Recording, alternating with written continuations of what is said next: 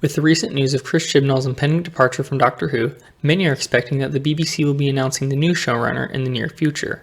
But before they do, I've taken the liberty of assembling a list of 10 candidates who I believe would be perfect choices for this important role. In fact, I'd even go a step further and say that if Doctor Who is to survive the coming years at all, the BBC must choose someone from this list. Because realistically, my opinions are objectively correct, and anything I say should be taken as a definitive fact. Number 1. Lawrence Miles. Lawrence Miles is a perfect candidate for next showrunner because every episode could have faction paradox, the war in heaven, and time travel voodoo stuff, and that's just a far more interesting idea than anything Chris Chibnall has contributed to the Whoniverse since he wrote that scene where the Cyberwoman punched a dinosaur. Number 2. Donald Trump. While this may seem like a terrible choice at first, that's solely due to British people's bias against Americans and nothing else. If British people could simply get over whatever their problem is and accept Donald Trump as the new Doctor Who showrunner, I'm certain he would prove to be the first Doctor Who showrunner universally loved by everyone, as he would make the show 100% non-political.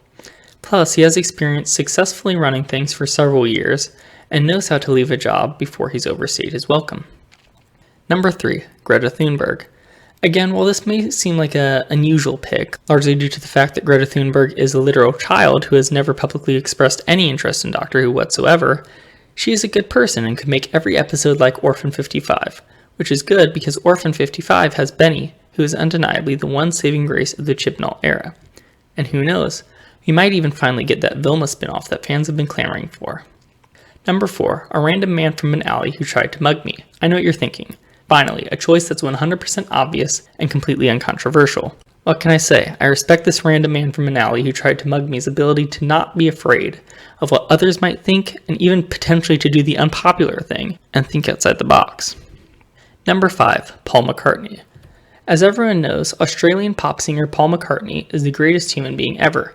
If he can make an album as thoroughly mediocre as Pet Sounds, then he can certainly save a show as thoroughly mediocre as Doctor Who. Plus, with him in charge, we'd finally get to see the Doctor singing catchy songs in every single episode, which would be great, especially if they do end up casting Chris Marshall as the next Doctor. Number 6. Tony Blair.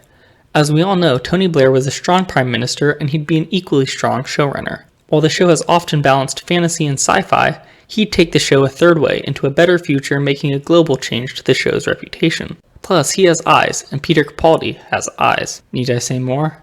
Number 7. Terrance Dicks. It's an undeniable fact that no one who's ever written for Doctor Who has been as much of a real writer and a true artist as Terrance Dicks. All the BBC needs to do is resurrect him, and they'll never have to worry about needing to resurrect the show ever again. Number 8. David Tennant.